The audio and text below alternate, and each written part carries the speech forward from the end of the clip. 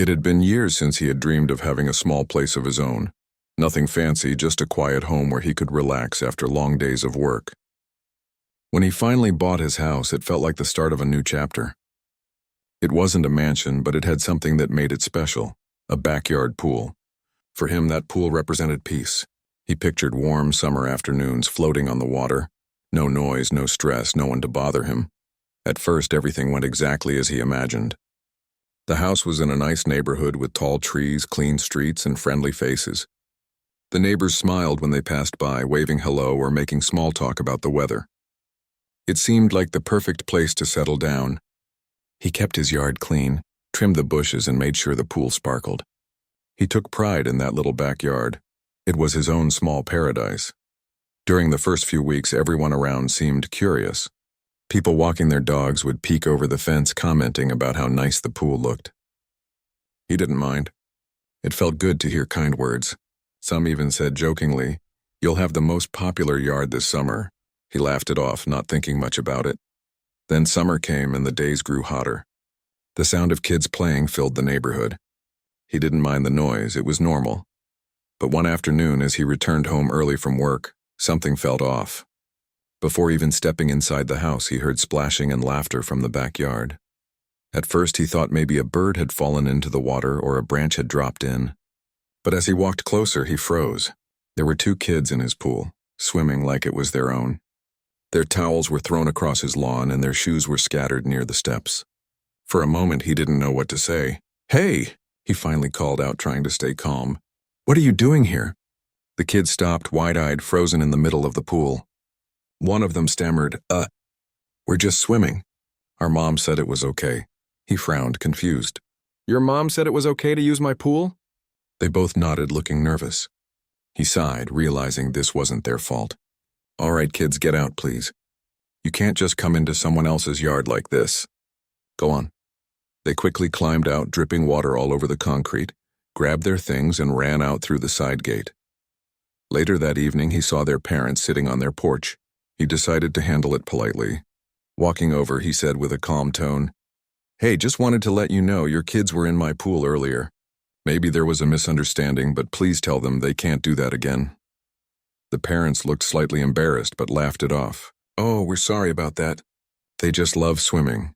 And since you've got that nice pool, they thought it would be fine. You know how kids are." He forced a polite smile.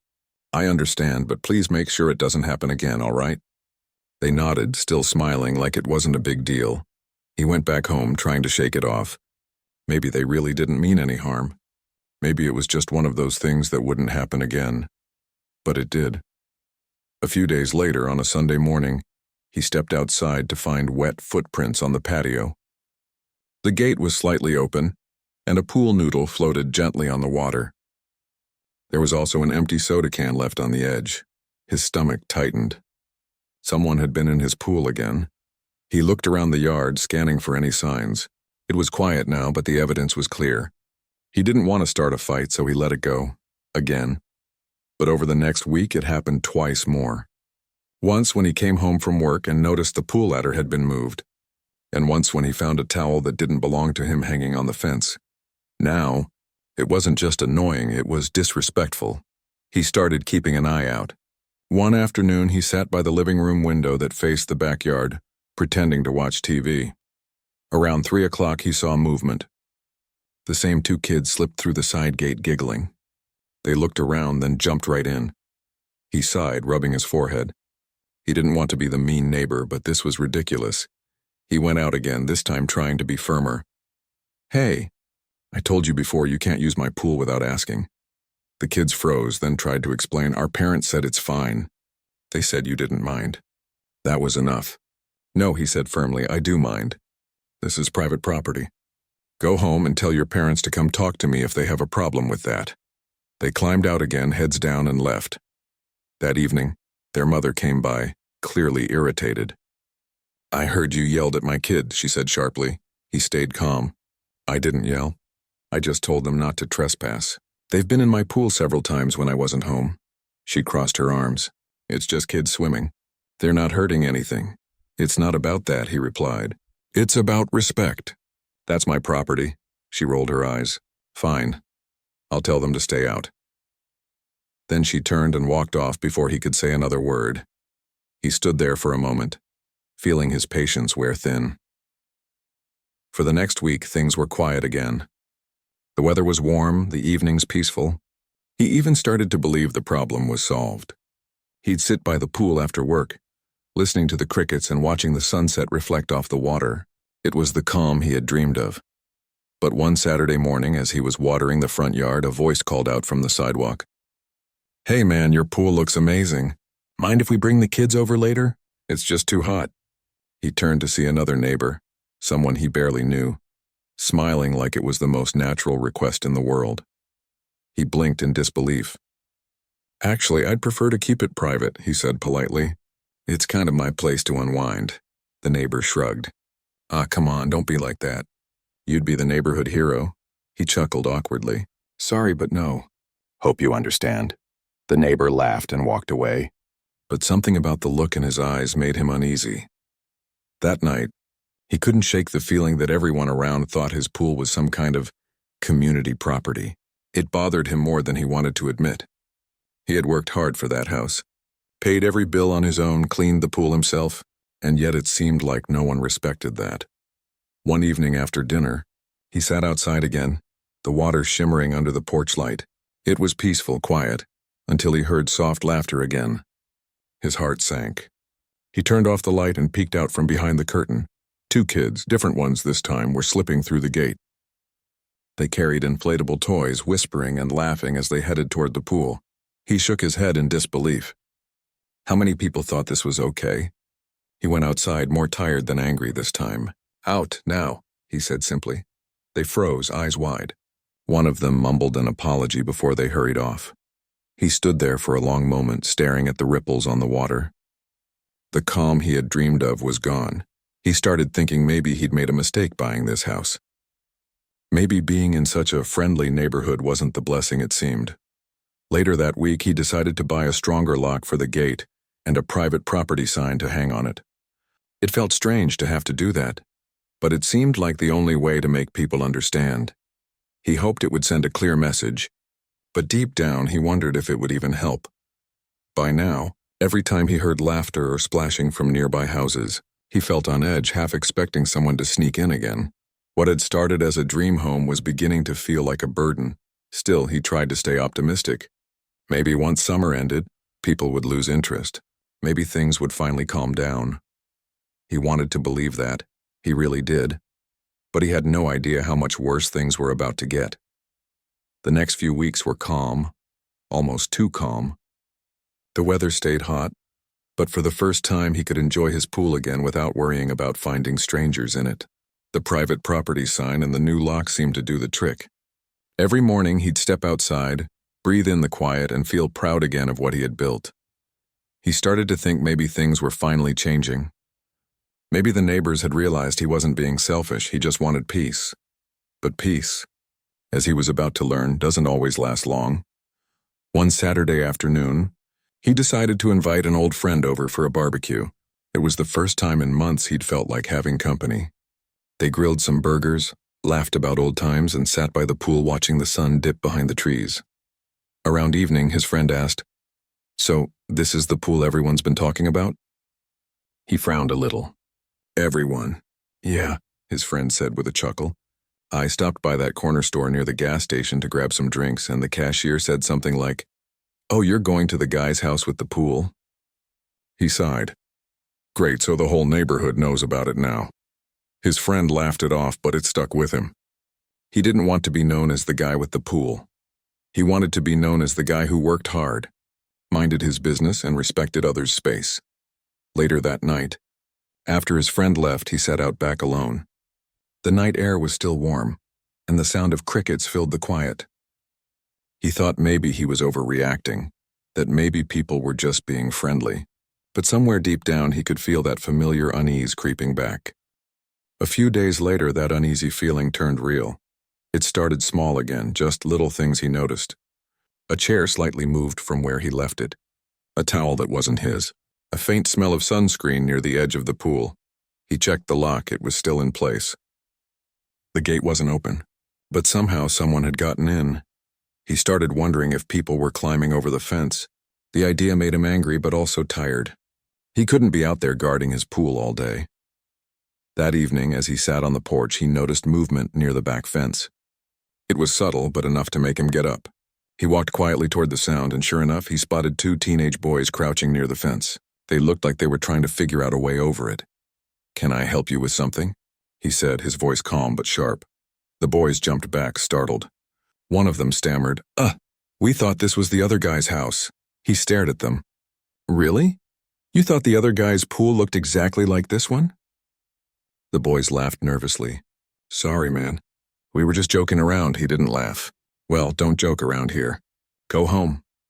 They left, pretending it wasn't a big deal. But the moment they were gone, he felt the same frustration boil up again. It wasn't about the pool anymore. It was about respect, or the lack of it.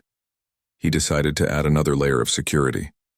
The next day, he installed a motion sensor light by the gate and a camera that faced the backyard. It wasn't about spying, it was about peace of mind. He just wanted to see who was sneaking in. For a while, that seemed to help. He could check the footage on his phone any time, and he noticed that the light alone was enough to scare people off. But not everyone. One afternoon, he came home early again. As he pulled into the driveway, he heard music, loud, echoing music from the backyard. His stomach dropped. He ran around the side of the house, and what he saw made him stop in disbelief. There were people in his pool again. This time, not kids, but adults. 3 of them. 2 women were lounging on his inflatable chairs, laughing and sipping from cups. A man was floating in the middle, eyes closed, enjoying the water like he owned the place. "Hey," he shouted. "What do you think you're doing?" They all turned to look at him, surprised but not embarrassed. One of the women smiled lazily. "Oh, hey. We thought you were out of town. The kids said it was okay to swim." "The kids?" he repeated, almost laughing. "Whose kids?" "Your neighbors," the man in the pool said. "They told us you're chill about it." He couldn't believe what he was hearing. "I've told them, and everyone else, no one is allowed here without permission. Get out now." The man sighed, climbed out, and grabbed his towel. "Relax, it's just water, man. Don't be so uptight." He pointed toward the gate. "Out." They left slowly, muttering under their breath, but he didn't care what they said. His heart was pounding, and all he could think was how this had gone from annoying to completely disrespectful. That night, he sat on his couch, replaying the moment in his head. He felt angry, but mostly disappointed. What kind of people thought it was okay to do that? He checked the camera footage, and there it was, clear as day. The same 3 people walking through his gate after one of the kids from next door had unlocked it for them. That was the moment he realized it wasn't just about random neighbors. It was about entitlement. People thought because he lived among them, they could take whatever they wanted. He thought about confronting the parents next door again, but he already knew how that would go. They'd laugh it off, or worse, make him look like the bad guy. So he decided to handle things quietly. He spent the next few days doing some research online, reading about how other homeowners had dealt with similar problems. Some installed taller fences, others used security systems, and a few even drained their pools for a while to make a point. He didn't want to go that far yet, but he knew he needed to do something. The camera footage gave him an idea. If people were going to keep sneaking in, maybe it was time to show them that their actions had consequences. But before he could put any plan in motion, something else happened, something that made him realize just how little his neighbors respected boundaries. It was a hot Friday afternoon, the kind of day when the air itself felt heavy. He was inside working on his laptop when he heard laughter outside again. He looked at the clock. It was only 2 o'clock. He sighed, already knowing what he might find. Sure enough, when he stepped into the backyard, there were 3 kids splashing in the pool. Different ones this time. They froze when they saw him. "Whose kids are you?" he asked calmly. They pointed toward a house 3 doors down. "Our mom said we could come." "Everyone uses your pool sometimes," he blinked. "Everyone?" They nodded, serious as could be. That was it. He didn't yell or scold them. He just told them to go home and close the gate behind them. But as he stood there looking at the rippling water, he realized he had lost all patience. He wasn't angry in the loud way anymore. He was angry in the quiet way, the kind that comes when you've been ignored too many times. That evening, as the sun set, he took out his phone and reviewed the camera footage again. He watched every clip carefully, noting the faces, the times, even the small details, like who was letting who inside. He wasn't planning to embarrass anyone or start a neighborhood war. He just wanted to protect what was his. Later, while sitting under the porch light, he started sketching out a few ideas on a notepad. Simple things he could do to make sure no one could get in again. Maybe a coded lock on the gate, maybe taller fencing, maybe a sign that said, "Smile, you're on camera." As he wrote, he caught himself smiling, not out of joy but determination. He realized that sometimes being kind and polite only made people think you were weak. Maybe it was time to stop asking for respect and start earning it in his own way. For the first time since moving in, he didn't feel powerless. He felt ready. The quiet that night felt different, not peaceful but calm before a change. He didn't know it yet, but that was the moment everything started shifting. The man who had once just wanted peace was about to show everyone in that neighborhood what happens when you push someone too far. The days that followed felt strange. The man was calmer on the outside, but inside something had shifted. He wasn't the same quiet, patient person who used to believe that kindness and politeness could fix everything. He had tried that route again and again, and all it gave him was stress in a backyard full of unwanted guests. Now, every time he looked out the window and saw his pool, he didn't just see water. He saw a test of how much more he was willing to take. He didn't want to live in conflict with his neighbors, but he also knew that being nice had only made things worse. So he decided it was time to take control, quietly but firmly. He started with small things. He changed the lock on the gate again, this time using a coded lock instead of a simple latch. He also put up a few extra signs around the fence, not harsh ones. Just clear messages: private property, no trespassing, security cameras in use. He wanted to make sure no one could say they didn't know. Then he added another camera, a small one, barely visible, placed high on the fence facing the pool. That way, even if someone came in from a different angle, he'd still catch them. For a few days, things seemed quiet again. He would check the camera feed each evening, half expecting to see someone sneaking in, but everything stayed still. The water remained calm. The chairs stayed where he left them. Maybe he thought the signs had finally worked. But that illusion didn't last long. One Saturday morning, the air was warm, the sun shining bright. He was in the kitchen making coffee when he heard loud music coming from outside. At first he thought maybe someone nearby was just having a get-together, but then he noticed something strange. The sound wasn't distant. It was too close. His heart dropped. He walked toward the back window and froze. There were at least 7 people in his backyard. 7. Some were swimming. Others were sitting on the edge of the pool with drinks in their hands. Towels, snacks, and even a Bluetooth speaker were scattered around. It looked like a full-blown pool party. For a moment, he couldn't move. He just stood there, gripping his coffee mug, watching strangers laugh and splash in the water he worked so hard to maintain. It wasn't just about the pool anymore. It was about respect, about how people could take advantage of someone's kindness without a second thought. He stepped outside, his voice calm but firm. "What's going on here?" The group turned around. Some looked startled, but others didn't seem to care. One woman waved her hand casually. "Hey, you must be the owner." "We hope you don't mind. The kids next door said it's fine to swim while you're out." He took a slow breath. "Well, I am home. And no, it's not fine." A man standing in the shallow end frowned. "We're not hurting anything. It's just water." "That's not the point," he said, his voice steady. "This is private property. You can't just come in here like this." The group exchanged glances. One of them muttered, "Man, some people just don't know how to be neighborly." He didn't argue. He didn't shout. He simply pointed toward the gate. "You can leave now." Slowly, they gathered their things and left, muttering complaints under their breath. He didn't respond. He just stood there until the gate clicked shut behind them. When they were gone, he walked around the pool area, looking at the mess they had left: empty cups, wet footprints, a broken pool float. It wasn't the damage that bothered him. When he walked through the side gate, the sight that greeted him was even worse than before. It wasn't just a few people this time. It was nearly a dozen. Kids, adults, everyone enjoying themselves like it was their private pool.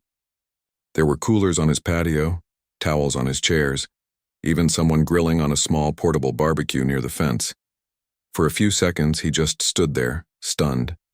Then he took a deep breath and stepped forward. "All right," he said loudly. "Party's over." The laughter stopped. People turned to look at him, some startled, others defiant. "Who told you this was okay?" he asked, looking around. No one answered. Finally, a man sitting near the grill said, "Relax, we'll clean up when we're done. It's just too hot to be inside." He looked straight at him. "You're done now," the man frowned. "You don't own the neighborhood, you know." "No," he said, calm but sharp. "But I do own this yard. And you're trespassing." There was silence for a moment. Then one by one they started gathering their things. A few looked embarrassed, but most just seemed annoyed. He didn't speak again. He just watched them leave. When the gate closed behind the last person, he exhaled slowly and sat down on the patio chair. The pool water was still rippling from all the movement. The sunlight reflected off it in flashes, almost mocking him. That evening he cleaned up again, collected trash, straightened chairs, and scrubbed the edge of the pool. It was exhausting, both physically and emotionally. But as he cleaned, he felt something else too, a sense of resolve. He wasn't going to live like this anymore. He wasn't going to let people walk all over him just because he didn't want conflict. He checked his camera footage again later that night. Every single face was clear. Every action was recorded. He had the proof he needed and he had his plan ready. This wasn't about anger anymore. It was about teaching people that boundaries exist for a reason. He smiled slightly, not the kind of smile that comes from joy, but the kind that comes when you know you're finally taking control. He had tried kindness. He had tried patience. Now he was going to try something different, something clever. He turned off the lights and looked out at the pool one last time before going to bed. The water looked still, peaceful, calm. But beneath that calm, a quiet storm was forming, and by the time the next weekend arrived, the neighbors were going to learn a lesson they wouldn't forget. The next few days passed quietly, almost too quietly. The man noticed something different in the air, like the calm before a storm. The weather was still hot, the sun still harsh, but the neighborhood seemed unusually peaceful. No laughter from next door, no music, no kids running around. For the first time in a long while, the silence felt almost suspicious. He didn't mind it, though. He needed that calm. It gave him time to think and plan. That week, he focused on small changes around the house. He cleaned the pool thoroughly, making sure every inch of it was spotless.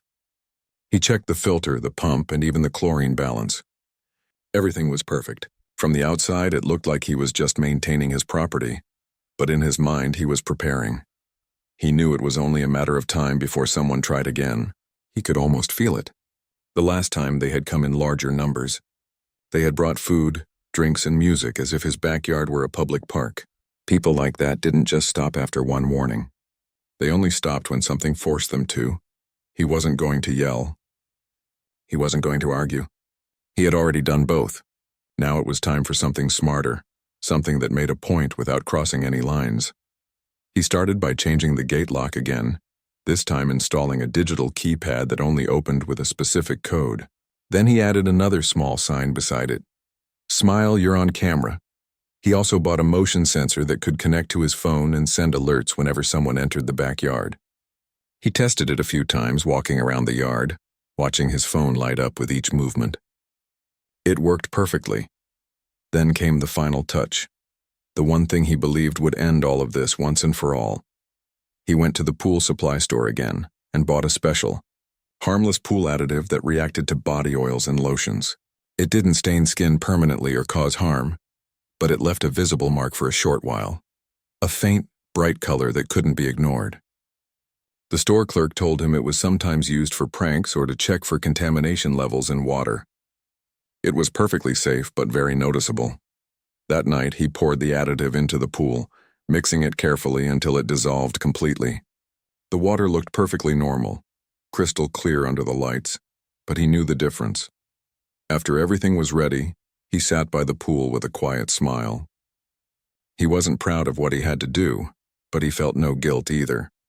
He wasn't hurting anyone. He was just protecting what was his. And sometimes that required a little creativity. The first few days went by without incident. He checked the cameras regularly, no alerts, no movement. He started to think maybe his preparations wouldn't even be needed. Maybe somehow people had gotten the message after all. But that hope didn't last long. It happened on another bright Saturday afternoon. The sky was clear and the air buzzed with the sound of lawnmowers and distant laughter.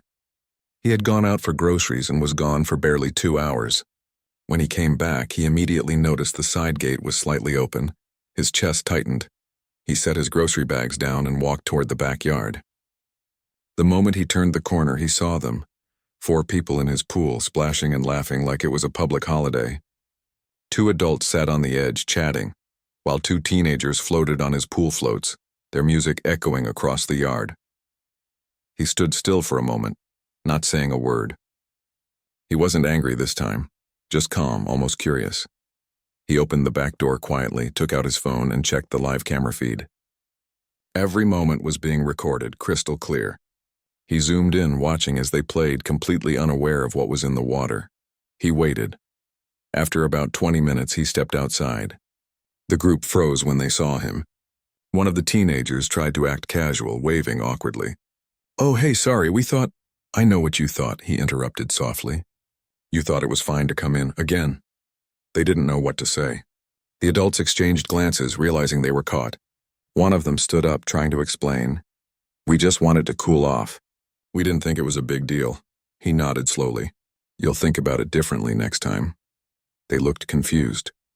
Then he gestured toward the pool water. "You might want to check your arms." They looked down. The teenagers gasped.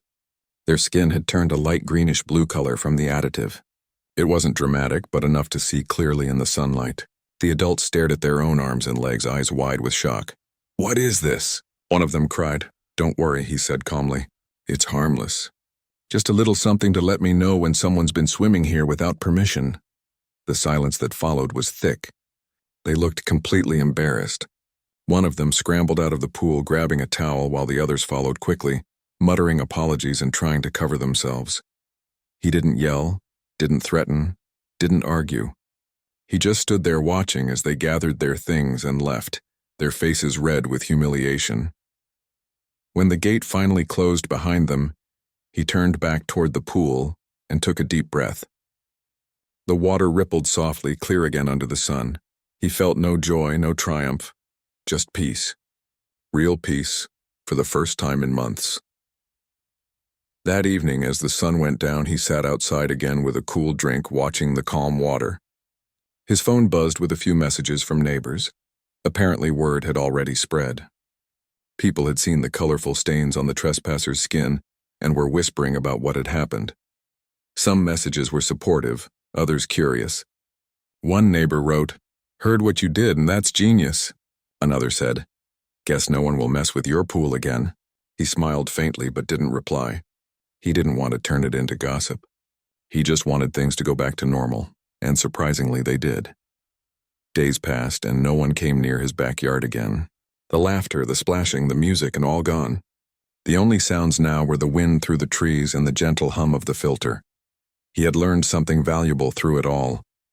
He had learned that sometimes people mistake kindness for weakness. They think that because someone doesn't fight or yell, they can be walked over. But he wasn't weak. He was patient, and there's a big difference. That week he cleaned the pool one last time, refilled it with fresh water, and made sure everything was balanced again. He didn't need the additive anymore. The message had already been sent, one evening, as he sat outside watching the sky turn orange and pink. His next-door neighbor, the one whose kids had started the whole thing, walked over to the fence. "Hey," the man said quietly. "Just wanted to say sorry. About everything. The kids shouldn't have done that. None of us should have. We went too far." He looked up surprised. "Thank you," he said simply. The neighbor nodded. "Yeah, and nice trick, by the way. Everyone's talking about it," he smiled. "I just wanted my peace back." "Well," the neighbor said, "you got it. Trust me, no one's going near your pool again." After that, the neighborhood truly changed. People started being more respectful, more mindful. The kids stayed in their own yards. The adults stopped assuming things, and no one treated his property like it belonged to them anymore. He didn't gloat or hold grudges. He waved to his neighbors again, said good morning, and went back to living quietly. The tension that had once filled the air had disappeared, replaced by mutual respect. Sometimes, on cool evenings, he would sit by the pool, the water still and clear, and think back to how it all began. a small misunderstanding that kept growing until it became a lesson for everyone. He never wanted to embarrass anyone. He just wanted to remind people of something simple. Respect costs nothing, but it means everything. And as he leaned back in his chair, listening to the soft sound of the water, he realized something else too. Sometimes peace doesn't come from silence or kindness. Sometimes peace comes from finally standing up for yourself, quietly but firmly. He looked at the pool one last time before heading inside. The reflection of the moon danced on the surface, calm and perfect, just like it was meant to be. Weeks passed, and the man's life slowly returned to normal. The quietness around the house felt like a gift now, something he no longer took for granted. Every morning he'd sit by the kitchen window with a cup of coffee, looking out at the pool glistening in the morning sun. The water was calm again, untouched, peaceful. It had taken a long time to reach that peace. But now it felt worth it. Sometimes he caught himself smiling when he remembered what had happened. The situation had been stressful, frustrating, and at times ridiculous, but it had taught him more about people than he'd learned in years. He realized how easily misunderstandings could grow when no one sets clear boundaries. He didn't hate his neighbors, even after everything. In fact, he understood them a little better now. People didn't always mean harm. Sometimes they just didn't think. They saw something nice and assumed it was fine to share. But the difference between sharing and taking was something not everyone understood. Over time, his relationship with the neighborhood started to change. The man who was once seen as quiet and distant began to get friendly nods from people passing by. Some even stopped to chat briefly when he was out watering his plants. One afternoon, as he was trimming the bushes near the front yard, an elderly woman from across the street stopped by. She smiled warmly and said, "I just wanted to say, you handled everything better than most would. A lot of people would have lost their temper, but you stayed calm." He chuckled softly. "It took me a while to figure out that calm works better than yelling." She nodded. "You're right. I think everyone learned something from it. No one's been taking things for granted lately." Her words stayed with him. It felt good to know that his quiet way of handling things had actually made a difference, not through anger or confrontation, but through patience and clever thinking. Later that evening, as he sat outside, the same neighbor who had once apologized came over again. This time he brought 2 cold drinks and offered one with a sheepish smile. "Peace offering," he said. The man accepted it with a small grin. "I think we've already made peace." "Yeah," the neighbor replied, taking a seat on the other side of the fence. "Still, I just wanted to say thanks. You could have made this a whole lot worse for everyone, but you didn't. I respect that." They talked for a while, about the weather, the yard, the repairs each of them were doing on their homes. For the first time, their conversation didn't feel awkward or tense. It felt like the beginning of something new. From that day on, things in the neighborhood started to shift in small but noticeable ways. Kids began asking before entering anyone's yard. Adults became more considerate about noise. People who had barely spoken before were now greeting each other warmly. It was strange how one small incident could change so much. The man began to enjoy being outside again. He cleaned the pool regularly, not because anyone else would use it, but because he loved the way it looked. Calm, blue, inviting. It was his little corner of peace, a reminder that he could find balance even in the middle of chaos. Sometimes on weekends, he invited a few close friends or family members over for a quiet afternoon. They'd sit under the shade, share a meal, and talk about life. Nothing fancy, just real simple moments. One afternoon, as they sat together, one of his friends looked around and said, "This place feels so peaceful." "You're lucky to have this." He smiled faintly. "It wasn't always like this," his friend laughed. "I heard a bit about the whole pool story. You really went through it, huh?" He nodded, sipping his drink. "Yeah, but it taught me patience. Sometimes people don't realize how much effort goes into maintaining something. When they take advantage, it's not always out of malice. Sometimes they just don't see the full picture." His friend agreed. "That's true, but at least now, you can relax knowing everyone respects your space." He looked out at the pool, its surface shimmering under the afternoon sun. "Yeah," he said softly, "and that's all I ever wanted." As months passed, the incident became more of a story people shared casually, almost like a local legend. "Remember the pool situation?" They'd say with a chuckle, shaking their heads. It wasn't talked about in a mean way anymore. It had become a gentle reminder of boundaries, respect, and creative problem-solving. The man didn't mind the occasional joke about it. He'd smile, sometimes even laugh, because deep down he knew the story had a good ending. One summer afternoon, as he was sitting outside reading a book, he noticed a group of kids walking by the fence. They stopped for a moment, peeking in through the slats. One of them called out shyly, "Mister, your pool looks really nice." He looked up with a kind smile.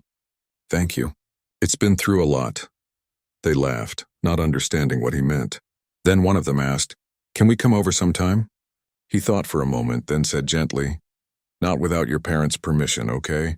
But maybe one day we can arrange something." The kids nodded eagerly and ran off, waving goodbye. He chuckled to himself. It felt good to be able to respond with kindness instead of frustration. He had come full circle, from anger and disappointment to understanding and peace.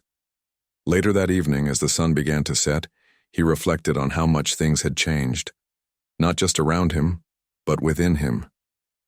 He realized that patience didn't mean weakness. It meant strength, the kind that didn't need to shout to be heard. He had learned that peace wasn't something that came from the outside. It had to be built, protected, and valued. And once you found it, you understood how fragile it really was. The pool had once been the source of all his stress. Now it was a symbol of balance, a reflection of how small actions could restore order without creating conflict. One night, after cleaning the backyard and turning off the lights, he stood by the pool for a moment. The moonlight shimmered on the surface, and he could see his reflection staring back, calm, steady, and a little wiser. He thought about how far he'd come, how frustrated he had been, how much he had wanted to shout, to fight, to just give up. But instead he had chosen another way, a quieter, smarter way, and that choice had changed everything. The next morning, he woke up early, made himself breakfast, and decided to take a short walk around the neighborhood. It was peaceful, birds singing, a soft breeze moving through the trees, and neighbors smiling as they passed by. He greeted them back with genuine warmth. A few houses down, he noticed a couple working on their front garden. They waved, and he stopped to chat for a moment. They told him they were inspired by how he had handled his situation and decided to fix up their own yard, to make it more private, more cared for. He smiled. That's the thing about respect. Once it starts, it spreads. When he returned home, he sat by the pool again, this time feeling nothing but gratitude. The sunlight sparkled across the water, and a light breeze rippled its surface. It was quiet, peaceful, exactly as it should be. As he sat there, a thought crossed his mind. Maybe peace isn't something you find once and keep forever. Maybe it's something you choose again and again, even when it's tested. He took a deep breath and smiled. Life would always bring challenges, noisy neighbors, misunderstandings, unexpected frustrations. But now he knew he had the patience to handle them. In a strange way, the pool that had caused him so much stress had ended up teaching him one of life's biggest lessons. It had shown him that boundaries aren't about keeping people out. They're about teaching others how to treat what matters to you. And once people understand that, peace follows naturally. He leaned back in his chair, listening to the soft sound of the wind and the distant hum of life around him. He no longer felt angry or lonely or misunderstood. He just felt content. The pool sparkled quietly under the fading sun, a reflection of the calm he had fought to regain. And for the first time in a long time, he felt that everything, absolutely everything, was exactly as it should be.